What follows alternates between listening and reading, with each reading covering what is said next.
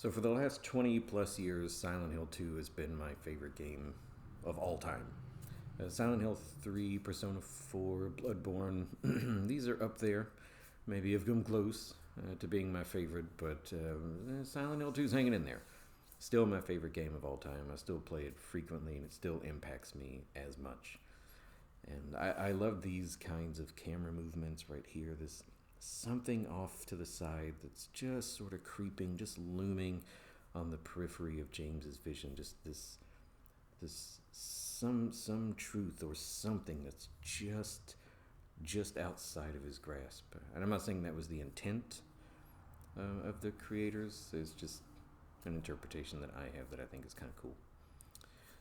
So I don't really know what is left to say about Silent Hill 2 after all of these years. I mean, we know what the game is, we know what it's about, all kinds of discussions about the complexities of it, of the narrative. This is really just me talking about my favorite game and me being in love with it, really. Talking about things that I find interesting, talking points that I think are engaging in the community. And when I think about Silent Hill 2 or when I talk about it, these issues of dissension and dissociation are things that I find interesting, that I find cool to talk about. So if you've been around for a minute, you'll know that Mary's body is in the back seat of the car here. You can't see it, whether or not you believe that is absolutely the case, or whatever you think, wherever you land on that. I believe it. I think that Mary's body is in the car. So, and here we see James descending down the steps into Silent Hill, descending into the cemetery to meet Angela for the first time. But on his way to Silent Hill with Mary's body in the car, James has dissociated. He has taken a break from reality. And we don't have any evidence in the game to suggest that James has any previous mental health diagnoses and things like dissociative identity disorder, or maybe something like a schizophrenia or a mood disorder, where we might look at dissociation as a symptom or a diagnostic criteria. I think we're sort of left to just interpret or accept that this dissociation has come in response to a trauma. And if you've played Silent Hill 2, I think you know what the trauma is. His wife died. Not only did she die, James killed her. James killed his wife. And in response to that, I think it becomes interesting to look at the complexities within that. So this is a bit tangential, I guess, before digging into all of that. But my relationship with Silent Hill 2 started when it came out.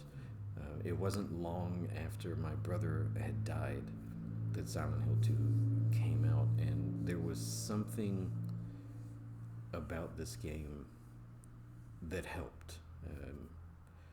And I had a series of losses in a short amount of time, and I never experienced that before, and I didn't really know how to deal with it. I didn't know how to cope.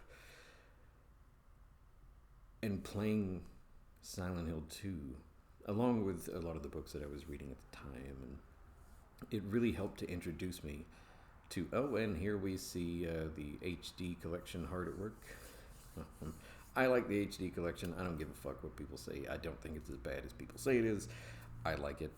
I have all of my original copies on PS2 and Xbox, and a Japanese copy of Silent Hill 2 on PS2, and I still go back to play the HD collection on right now on the Xbox Series S. I think it's great, but I understand why some people don't like it relative to the original games, because they are better.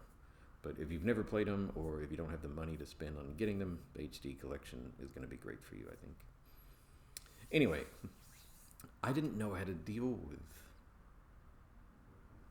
with all of that.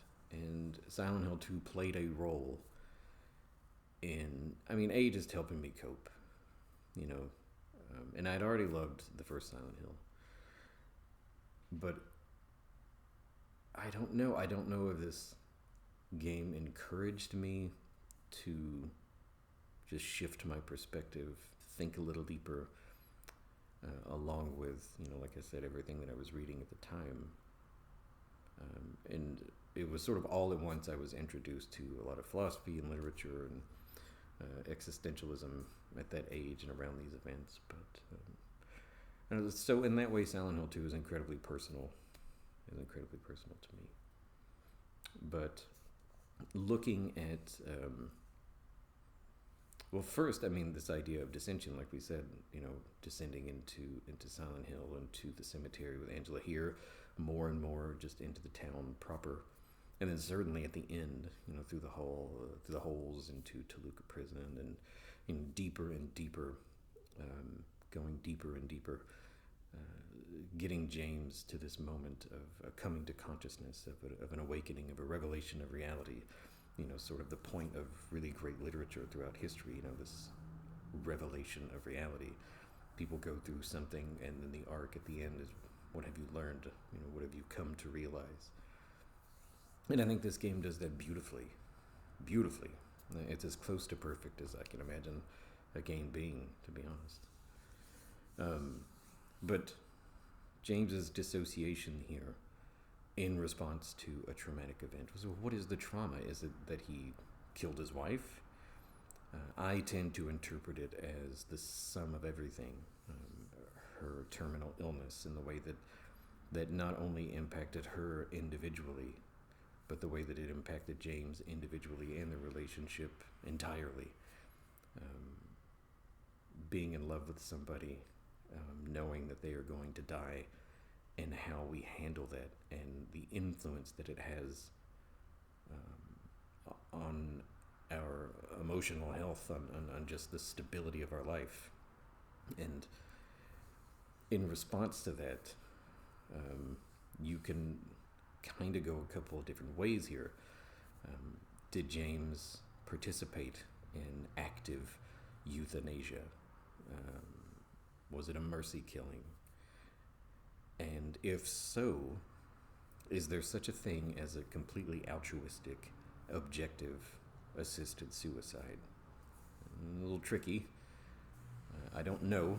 We'll stick with James, but I would say in James's case, probably not. I'm not going to go so far as to say that he hated Mary, but certainly there had to be another one of these camera angles that I loved. It's so unnerving. That he hated Mary, that he wanted her to die because he is a bad person. I do not believe in any way that James is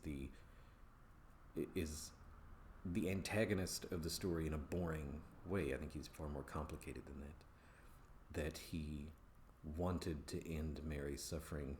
However, inside of that, he wanted to end his own as well, leading to guilt. And to me, it just seems far more complicated. I've read a lot of interpretations of James over the years. One is that he's a sex pervert. I don't know about that. I've seen no evidence to suggest that he is a pervert, or that sexuality plays as much of a role in this game as some people seem to argue that it does. I'm not sure about that.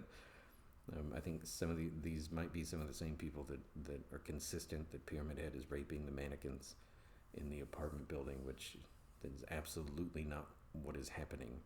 And if you don't believe me, Ito has confirmed this. There's no sexual assault here. That's not what's happening. It's just unsettling imagery.